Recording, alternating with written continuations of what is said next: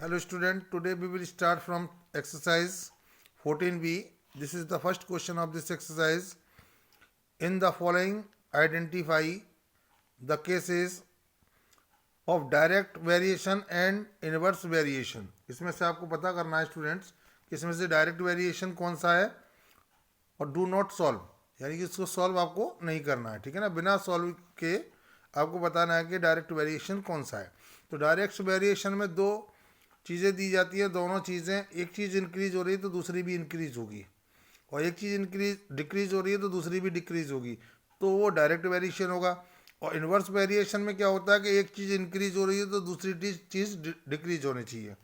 जैसे कि first part में इसमें बोला गया है, a bus travels at a constant speed 44 kilometre in 1 hour, यानी एक बस 1 आवर में 44 किलोमीटर का डिस्टेंस कवर कर रही है। तो how many kilometres does it travel in 5 hours, तो डेफिनेटली टाइम इंक्रीज कर रहे हैं तो यहाँ डिस्टेंस भी आपको इस मतलब इंक्रीज हो जाएगी। तो यहाँ 1 किलोमीटर में 44 किलोमीटर जा रही है, तो 1 किलोमीटर में 1 आवर में तो 44 किलोमीटर जा रही है, तो 5 आवर्स में डेफिनेटली ज़्यादा ही आएगी। तो यहाँ इधर टाइम बढ़ा रहे हैं तो डिस्टेंस ज़्यादा हो रही है, तो दोनों चीज़ें इंक्रीज हो रही है, टाइम बढ़ाने पर डिस्टेंस भी ज़्यादा हो रही है, तो डायरेक्ट वेरिएशन हो गया।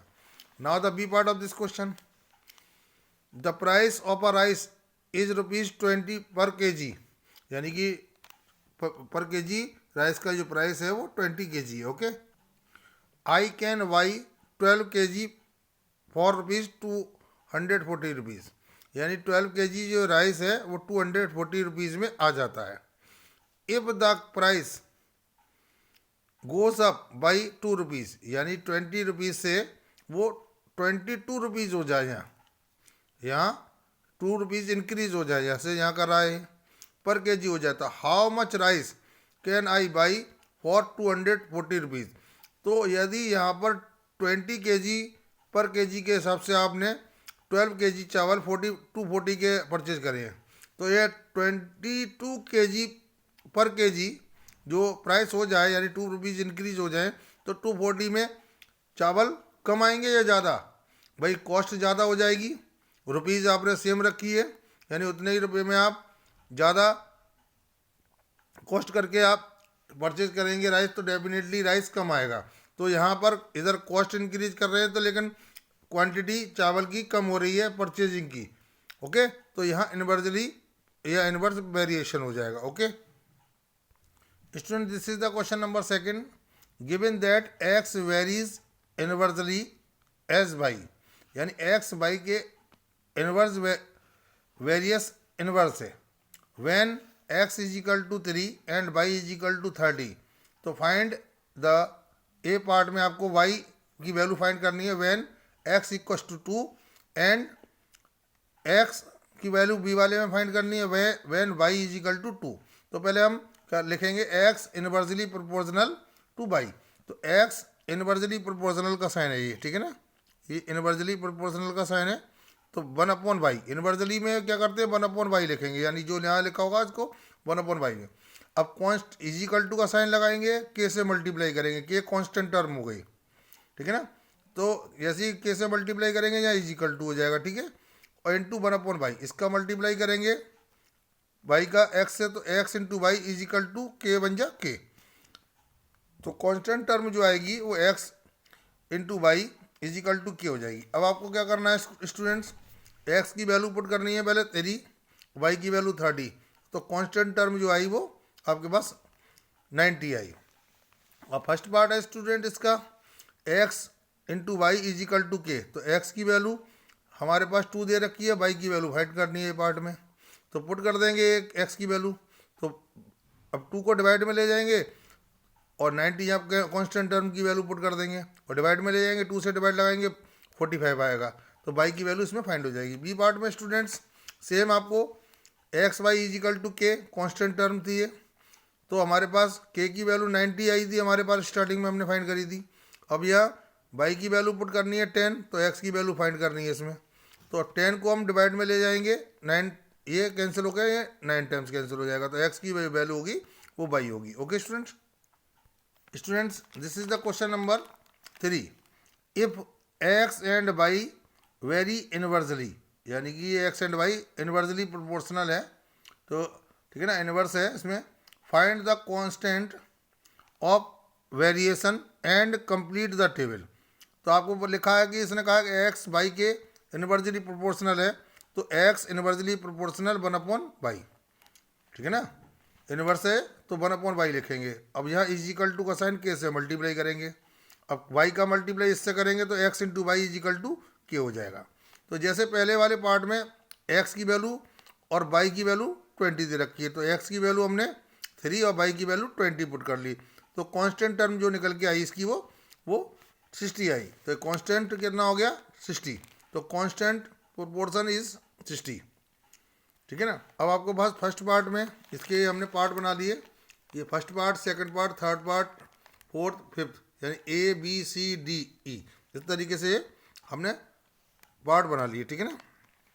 तो हमारे पास इसमें वैल्यू दे रखी है ओनली y की, तो हमने y की वैल्यू 1 दे रखी है, तो हमने 60 हमने फिल करना था ये, ठीक है ना। हमने ये सॉल्व करके फिल करा है, तो x into Y is equal to K, ठीक है ना। तो y की वैल्यू हमने 1 पुट कर दी, तो x का मल्टीप्लाई करेंगे 1 से, तो x इजिकल टू 60, तो ये हमने 60 फिल कर दिया इसमें, ठीक है ना। सेकंड वाले पार्ट में हमारे पास x की वैल्यू ये दे रखी है और हमने ये फाइंड करी है, तो आप x into Y is equal to K की जगह आप 60 पुट कर लेंगे और x की जगह 5 को डिवाइड में ले जाएंगे, 12 आएगा। तो इस तरीके से y की वैल्यू 12 हमारे पास आई, तो y की वैल्यू के नीचे हम ये अंडरलाइन लगा देते हैं। थर्ड वाले पार्ट में स्टूडेंट्स ये 8 दे रखा है, 7.5 हमने फाइंड करी है इसमें। ऐसे ही आप इस प्रॉपर्टीज़ को यूज़ करके या कांस्टेंट टर्म को यूज़ करके आप निकाल सकते हैं। और लास्ट वाले में ये इससे पहले वाले में आपके पास 6 दे रखा था, हमने 10 फाइंड करा है, और इसमें ये दे रखा है x की वैल्यू हमने फाइंड करी है इसमें 6। तो the remaining part of the question you have to do solve by yourself. Okay students, बाकी जो पार्ट हैं अपने आप सॉल्व करने हैं आपको। इसका बी पार्ट क्वेश्चन का मैं आपको अपने आप सॉल्व करना है। जैसे ये टेबल भरी आपने फिल करी है, ऐसे ही आपको दूसरी टेबल भी फिल करनी है। आपको इनवर्स प्रोपोर्शन रख के यहाँ पर कांस्टेंट टर्म फाइंड करनी है, उसके बाद बल्कि उसके अकॉर्डिंग आपको टेबल फिल करनी है। Okay students, this is the question number 4। If 12 man can dig a pond in 8 days, यानी कि 12 आदमी लगाए गए हैं किसी पॉन्ड को 8 डेज में वो डिग कर सकते हैं, यानी खोद सकते हैं। तो how many man can dig it in 6 days, तो वो उसी पॉन्ड को, सेम पॉन्ड को 6 डेज में आपको डिग कराना चाहते हैं, तो कितने आदमी की जरूरत पड़ेगी। तो नंबर ऑफ मैन और नंबर ऑफ डेज, तो 12 मैन डिग कर रहे थे 8 डेज में, ठीक है ना। तो अब 6 डेज में कितने आदमी लगाने पड़ेंगे। तो यहाँ हमने बताया था कि x के ऊपर वाले नंबर को जैसे होता है वैसे ही रीड करते हैं। तो 12 मैन 8 डेज में डिग कर सकते हैं। यदि एक आदमी से डिग कराया जाए, यहाँ 1 मान लेते हैं, यदि एक आदमी से वही पॉइंट डिग कराया जाए तो वो ज़्यादा डेज ले लेगा, यानी 8 डेज से ज़्यादा डेज ले लेगा वो। तो ज़्यादा के लिए जैसे ही ऊपर आएगा तो मोर देन 8, यानी तो आपके पास ऊपर की तरफ एरो कर देंगे, और जिधर एरो हो जाता है वो नंबर न्यूमरेटर में लिखा जाता है। तो न्यूमरेटर में ये आ गया, डिनोमिनेटर में ये आ गया। और ऐसे ही इधर एरो है तो ये न्यूमरेटर में, ये डिनोमिनेटर में। क्रॉस मल्टीप्लाई करेंगे, 12 को ले जाएंगे इधर, 12 इंटू 8, अब 6 2 जा 12, 2 8 जा 16, 2 8 जा 16 हमारे पास इतने मैन की रिक्वायरमेंट होगी। Okay students, now the question number 5। Jayanti reads 20 pages of story book every day, यानी जयंती जो है 20 डेज में, एक स्टोरी बुक जो है एवरी डे जो है उसे 20 पेजेस रीड करती है। And finishes it in 12 days, और उसको बुक को 12 डेज में फिनिश कर लेती है। जबकि Pooja is slow reader and can only read 15 pages every day, जो है ना उसकी रीडिंग स्लो है तो 15 डेज में पर डे 15 पेजेस ही रीड कर पा रही है। How many days will it he take, यानी जयंती यहाँ लड़की नहीं है जेंट्स है, तो वह कितने दिन में वो बुक को फिनिश कर लेंगे, ठीक है ना। तो यहाँ पर बात करिए number of pages and days, 20 page read करे जा रहे हैं 12 डेज में, तो 15 पेज जो है कितने दिन में करे जाएंगे, ठीक है ना। यहाँ पर सी होना चाहिए, ठीक है। तो वो 15 पेज को पढ़ने के लिए वो कितने डेज लेगी, ठीक है ना। तो यहाँ पर 12 डेज में फिनिश कर रही है जयंती, तो 20 पेज उसे रीड करने पड़ रहे हैं। यदि एक दिन में फिनिश करानी है तो वो 20 डेज से 20 पेजेस से ज़्यादा उसे रीड करनी पड़ेगी।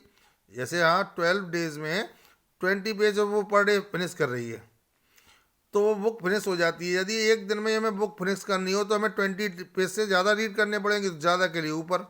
अब ये एरो ऊपर आ गया तो 20 न्यूमरेटर में और ये डिनोमिनेटर में आ गया। अब ऐसी एरो इधर है तो ये न्यूमरेटर में, ये डिनोमिनेटर में, 12 से मल्टीप्लाई करेंगे। अब 5 से कैंसिल करेंगे, 5 3 जा 15 और 5 4 जा 20, अब 3 4 जा 12, 4 4 जा 16। यदि 15 पेजेस रोज पढ़े जाएँ तो वो 16 डेज में बुक कंप्लीट हो पाएगी। Okay student, this is the question number 6।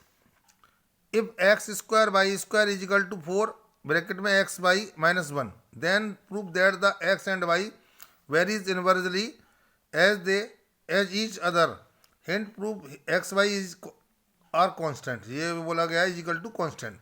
तो X square Y square is equal to 4 X Y -1, ये क्वेश्चन को नोट करेंगे। और यहाँ एक्स इनवर्सली प्रोपोर्शनल 1/y, तो यहाँ इज इक्वल टू का साइन या के, इसका मल्टीप्लाई करेंगे तो के अपॉन वाई हो जाएगा। इसका मल्टीप्लाई करेंगे तो हमारे पास X into Y is equal to K, और एक्स वाई की वैल्यू के हो गई।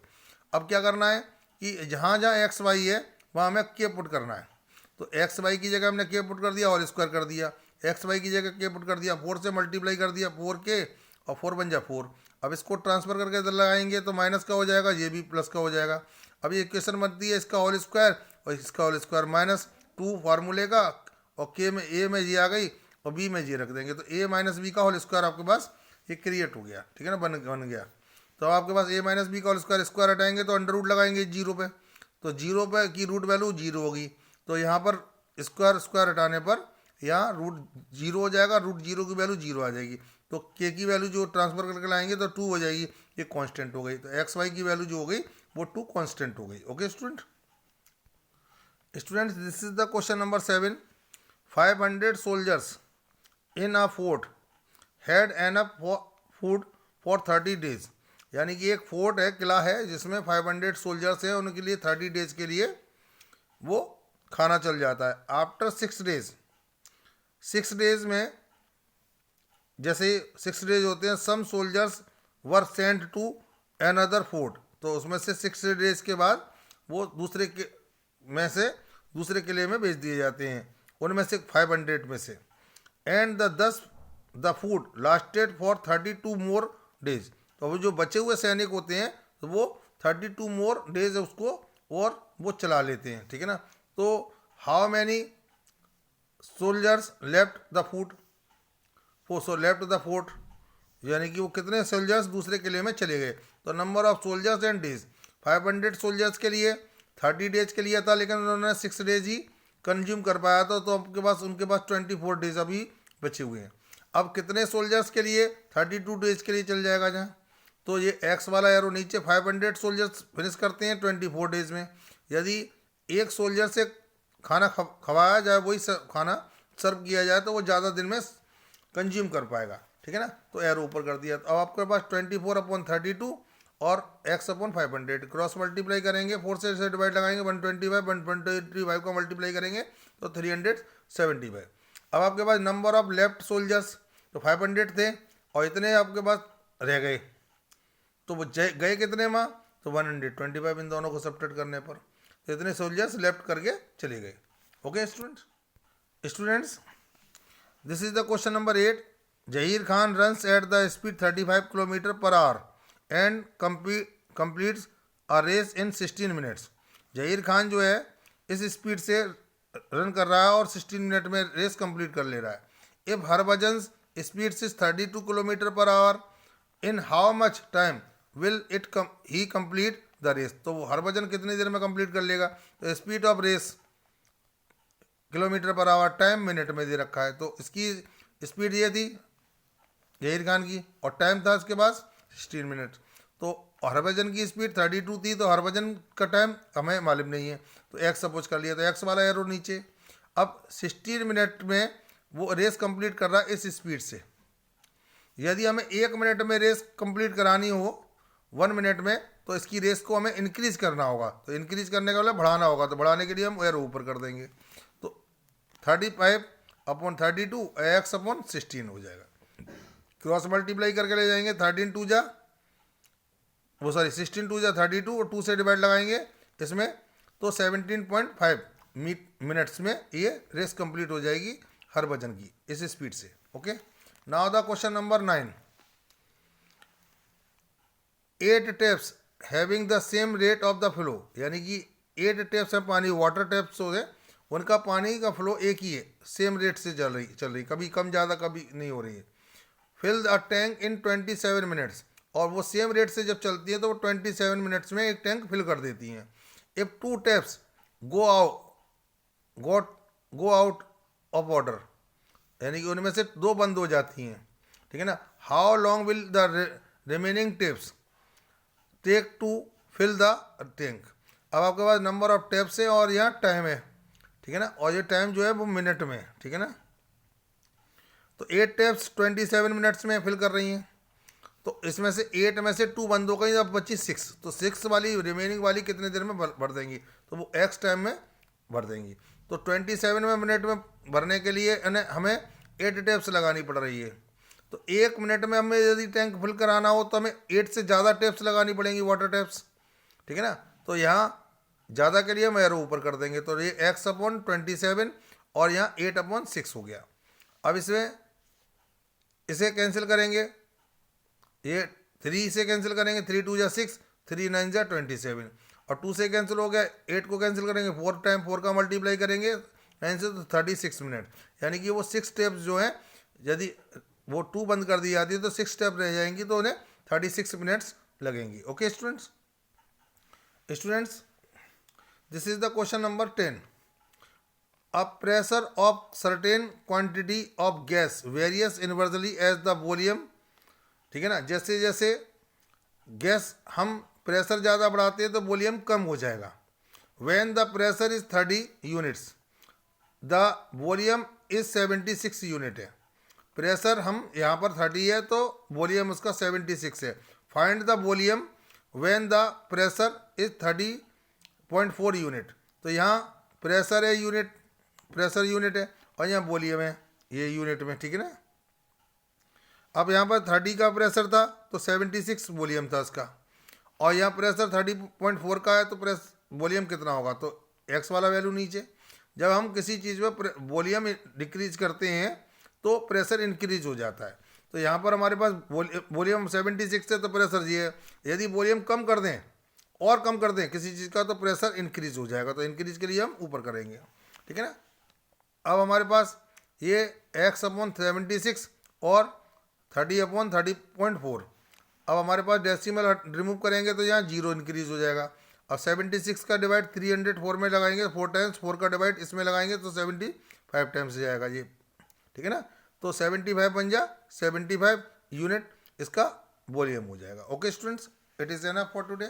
Bye bye student.